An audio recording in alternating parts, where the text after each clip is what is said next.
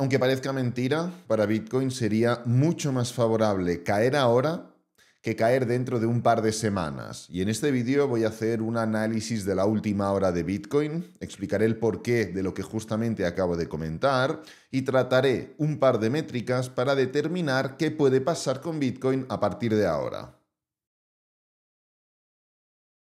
Bueno, ahora trataremos estas métricas muy rápidamente para contextualizar un poco, pero primero quiero hacer un análisis de la última hora de Bitcoin, ya que, pues bueno, como habréis podido comprobar, después de justamente este momento de pánico que vivimos hace pues más o menos una semana, ya que fue a principios de la semana pasada, donde el precio de Bitcoin desde la primera apertura hasta el mínimo llegó a caer un 11,76%, pues en eso, en literalmente 2 días.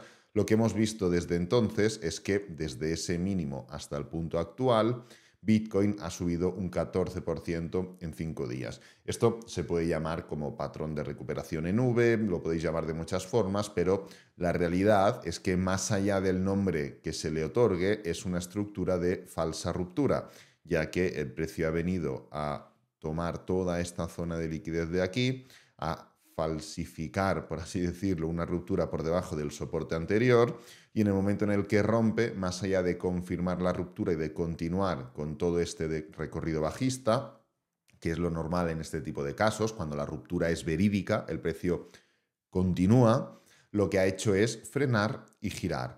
Es cierto que el patrón es prácticamente el mismo que el que vivimos a finales del año 2023, principios del año 2024, donde justamente en el punto de más pánico de Bitcoin, donde el 22 de enero de este año ya rompía los mínimos formados en enero, diciembre e incluso, bueno, diciembre y enero, simplemente, todo lo anterior, octubre y noviembre, ya era de movimiento ascendente, pues en el momento donde había más problemática y más miedo, ya que estábamos formando esa ruptura, el precio de Bitcoin frena y gira. Bien, es verdad que pues la última parte del patrón es prácticamente la misma. Además, justamente después de esta ruptura, lo que hizo el precio de Bitcoin fue, pues como podéis comprobar, formar esta especie de movimiento horizontal para luego continuar. Ahora estamos entrando dentro de una estructura que pues ahora mismo parece algo correctiva, ya que el día de ayer sábado y el día de antes de ayer domingo pues no tienen nada que ver ni mucho menos con el viernes, donde formamos toda esta vela alcista de un 6,45%, y bueno, pues puede dar la sensación de que este movimiento se puede estar agotando a expensas de lo que ocurra durante el día de hoy, ¿no? Bueno, eso ya pues es más especulativo, porque aquí tuvimos una clara consolidación de pues prácticamente 2 semanas, y aquí simplemente llevamos 2 días formando lo que parece una especie de consolidación también, pero si el día de hoy, por ejemplo, es claramente alcista o claramente bajista, se acaba esta especulación, ¿no? Pero bueno, da igual, más allá de esto, ya analizamos durante el vídeo del sábado, podéis ir al canal a verlo, qué es lo que estaba ocurriendo, y es que se formó una falsa ruptura y que ahora volvíamos a regirnos bajo las leyes de una estructura de rango. Ahora bien, ¿esto significa que el precio no pueda caer? No, no lo significa, porque el precio de Bitcoin podría caer y no estaría aún así dando una confirmación o un cambio de tendencia a la baja, sino que pues estaría de algún modo siguiendo, incluso lo podemos marcar desde los cuerpos, esta especie de estructura de cuña que ya ha empezado, estructura diaria, con lo cual que el precio de Bitcoin se ponga por debajo de los 55.000 no significa que, vale, esto es un impulso, esto es un pullback y esto es una continuación. Puede tratarse todo de una especie de cuña, del mismo modo como que comentamos que esto fue una cuña, que esto fue una cuña y que, pues bueno, esto fue un triángulo correctivo, esto también fue una especie de cuña o de triángulo, y esto también fue una especie de cuña o de canal, y el precio, pues, en vez de formar el movimiento que había formado en las anteriores ocasiones, en esta última instancia, pues dio paso a la falsa ruptura, ¿no? Pues bien, estaríamos formando el mismo movimiento. Obvio, si se forma una clara ruptura a la baja, que en mi opinión esto sería precedido por algún tipo de noticia negativa, la realidad, desharíamos esa hipótesis de cuña. Eso está claro. Simplemente marcamos y tratamos lo que estamos viendo ahora. Pero, ¿por qué el hecho de caer ahora es más favorable que el hecho de caer dentro de un par de semanas? Pues bien, porque si caemos ahora, ¿qué es lo que estaremos formando? Esta estructura de la que estoy hablando.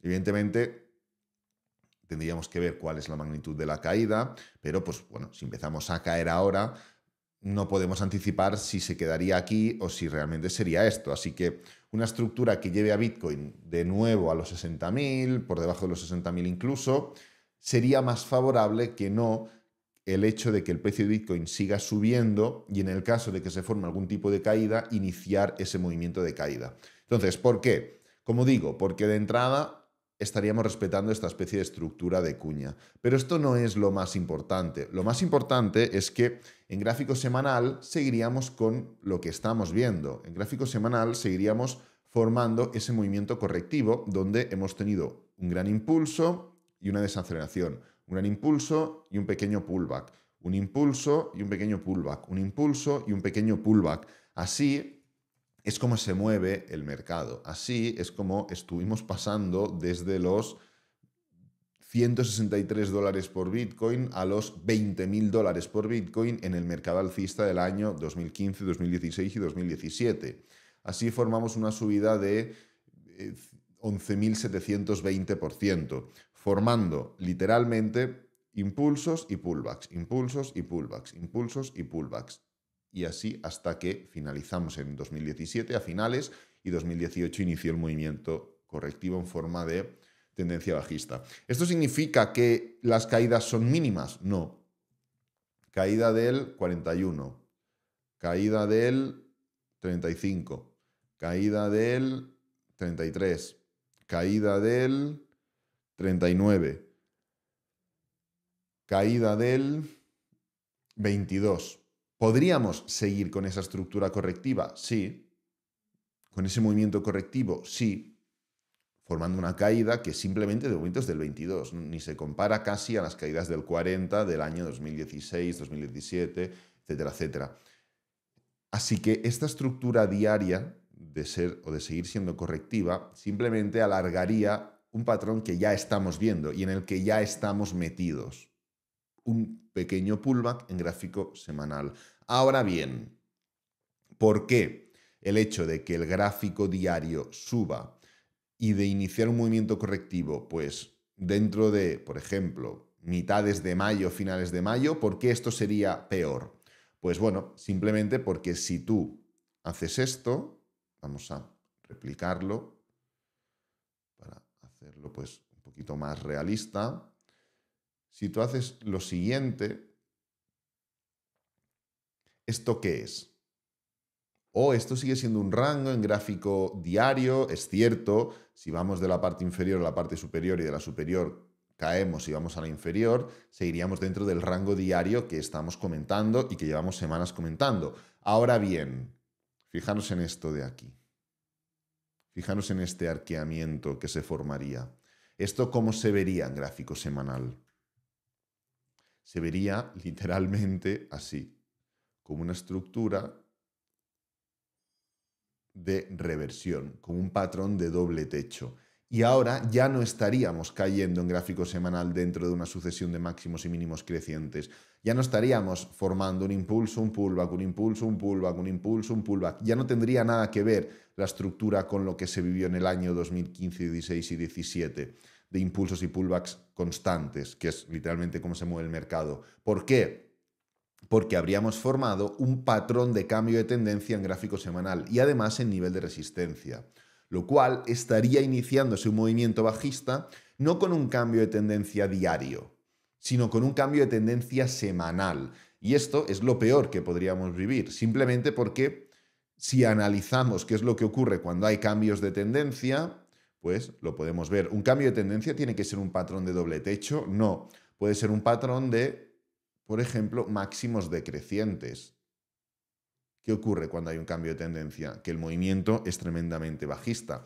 ¿Qué ocurre cuando en vez de hacer un impulso, un pullback, un impulso, un pullback, se forma un doble suelo? Que se cambia la tendencia con clara contundencia. ¿Qué ocurre? Y vamos a seguir viéndolo. Cuando en vez de hacer un impulso, un pullback, un impulso, un pullback, un movimiento horizontal, un impulso, un pullback, y en vez de hacer un pullback y volver a caer, el gráfico semanal forma un mínimo creciente. Se cambia la tendencia y se cambia la tendencia. ¿Qué ocurrió en el año 2019? Este patrón que tantas veces hemos comparado con la situación actual.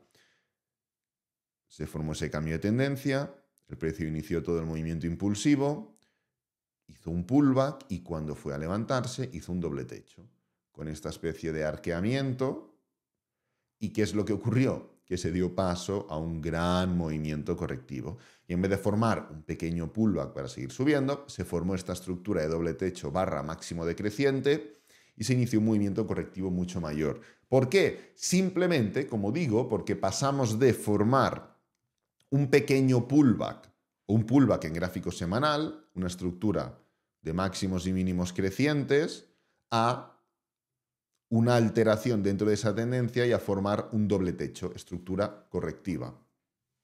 Y esto sería lo peor que podríamos vivir. No, evidentemente no tiene que pasar una cosa o la otra, simplemente pues lo que puede hacer el precio de Bitcoin pues es seguir subiendo y ya está. ¿Sabemos si va a ocurrir esto? No. ¿Podremos determinarlo a medida que vayamos viendo cómo se desarrolla y cuáles son los desenlaces de todos los niveles que tenemos ahora por delante? Y ahora venimos a las métricas. Sí. Lo primero y el primer partido que está jugando Bitcoin es ver qué hace con esta diagonal que tiene aquí. ¿Qué pasa? ¿La rompemos? ¿No la rompemos? Esto no es una ruptura ni es nada. Volvemos a estar en el rango, sí, pero ahora en teoría de aquí deberíamos pasar aquí a los 72, 73.000, porque es lo que hace el rango, de abajo a arriba y de arriba a abajo. Pero no sabemos las condiciones a través de las cuales podemos atacar esta zona. No tienen que ser una estructura limpia, predecible y que se ha repetido en el tiempo. Con lo que el primer punto de partida es este, definir qué es lo que pasa con esto. ¿Que esto se rompe con éxito?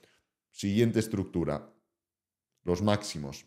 ¿Cómo llegamos a los máximos? ¿Cuándo llegamos a los máximos? Porque no es lo mismo llegar esta semana que llegar dentro de 4 semanas, como he comentado. Entonces, hay que ir viendo y hay que ir definiéndolo, pero dentro de una estructura correctiva, dentro de entender que el precio puede seguir cayendo o puede seguir, cuidado, no tiene por qué caer dentro de una corrección. La corrección puede ser en tiempo, pero bueno, dentro de una estructura correctiva, lo peor para Bitcoin sería subir ahora y caer dentro de un mes, o a finales o a medianos de mayo. Además, si venimos aquí y analizamos un par de métricas muy rápidas, aquí tenemos el índice de avances y retrocesos, Advanced Decline Index. Esto mide simplemente, pues, el número de altcoins que están acompañando un movimiento determinado en la capitalización de mercado. De color azul tenemos la capitalización de mercado de todo el mercado de criptomonedas y de color rojo tenemos el avance y retroceso del top 100 de altcoins. ¿Por qué es tan importante esta métrica?